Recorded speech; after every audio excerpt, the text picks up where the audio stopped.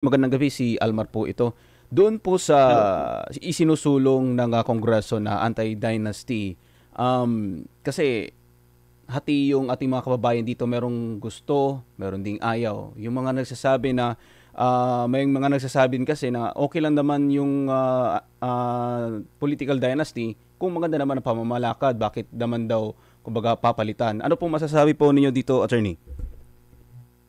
Alam mo, ta- tama rin yung ano, no?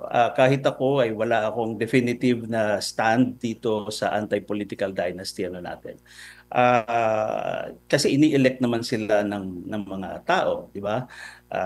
Naalala ko nga noon si Erap si dating presidente Joseph Estrada, may isang debate, no? May isang debate sa sa University of Santo Tomas yata 'yon, no?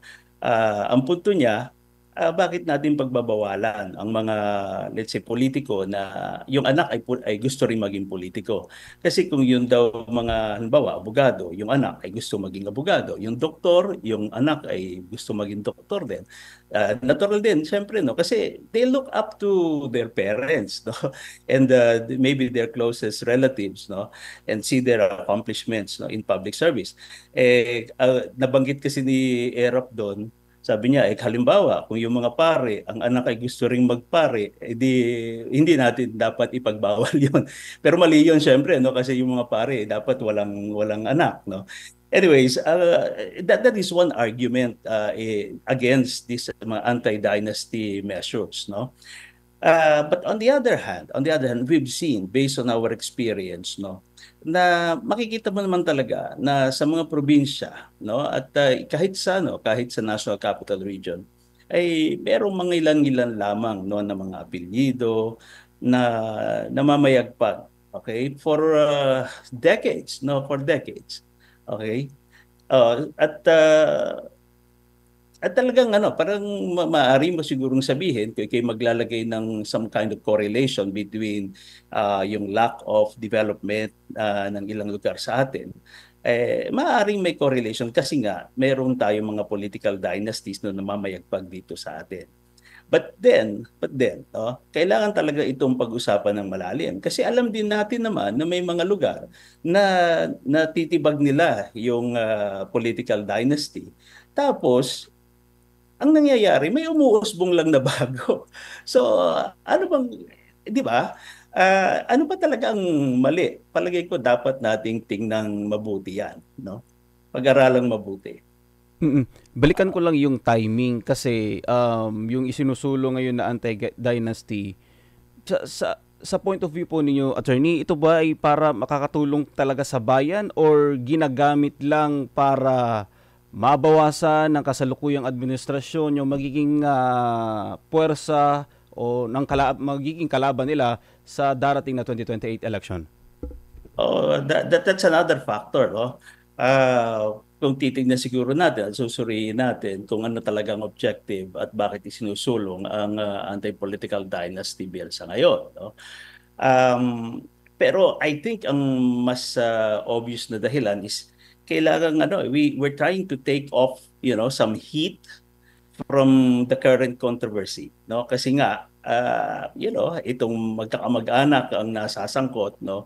Eh kaya pinapanukala, no, na tanggalin natin yung mga magkakamag-anak sa gobyerno, di ba? Or yon. So I think this is some kind of confidence building measure, no, na para maka-recover naman kahit papaano ng kumpiyansa, no, ng kumpiyansa sa mga tao. Mm.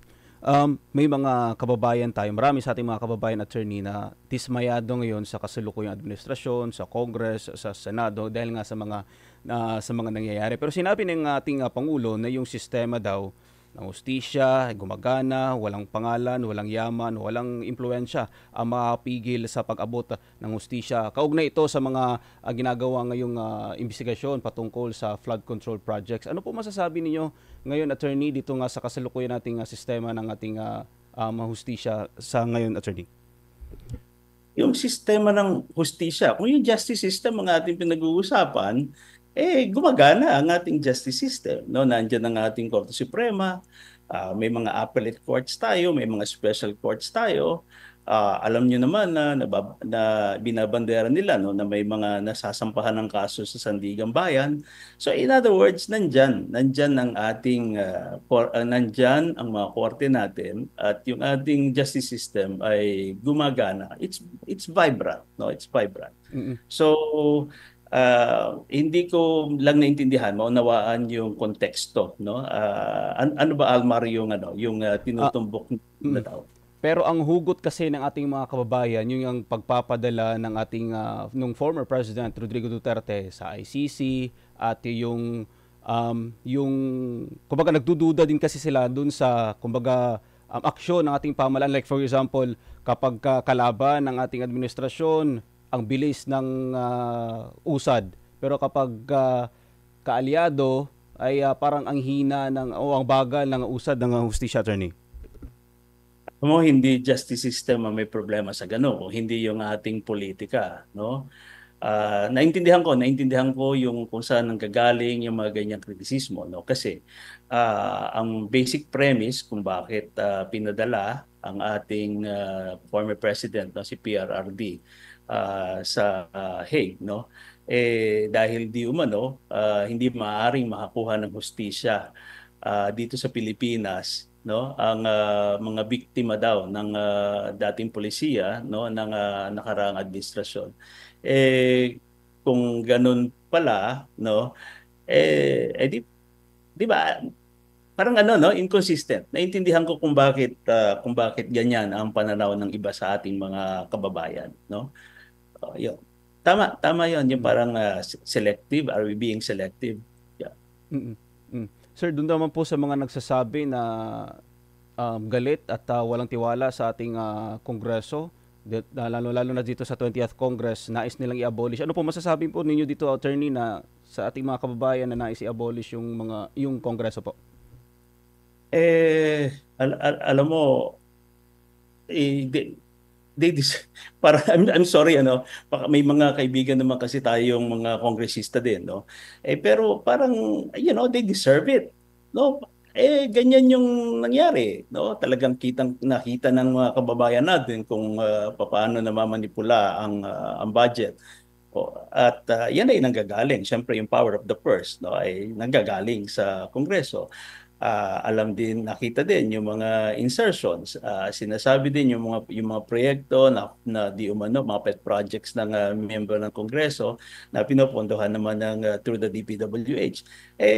Nakikita ng ating mga kailangan pa ba ng ating mga kababayan, kailangan pa ba natin ng proof beyond reasonable doubt para sa mga ganyan? Alam mo, it's a matter of perception. And unfortunately, yun yung perception ng mga kababayan natin. So, siguro, wala.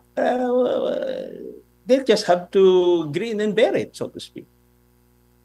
Opo, Dean, huli na lang, ano po ang mensahe o siguro payo ninyo sa ating mga kababayan? Lalo pat sa mga issue ngayon na lumalabas sa pamahalaan, mas nai-ignite yung interest ng kahit ordinaryong Juan at Juana de la Cruz na pag-aralan po yung nitty-gritty ng batas. At balita ko, mas maraming kumuha ngayon ng abogasya, Dean. Sana nga, no, lalo na itong ating saligang batas, no. May rason kung bakit kinakailangang ituro ang ating konstitusyon sa iba't ibang antas, no. Kung maaari nga nating ipaliwanag yan sa mga grade schooler, ipaliwanag natin, no, para naintindihan nila kung ano yung mga basic rights natin, naintindihan nila kung paano gumagana ang ating gobyerno, at maging mapagmatyag.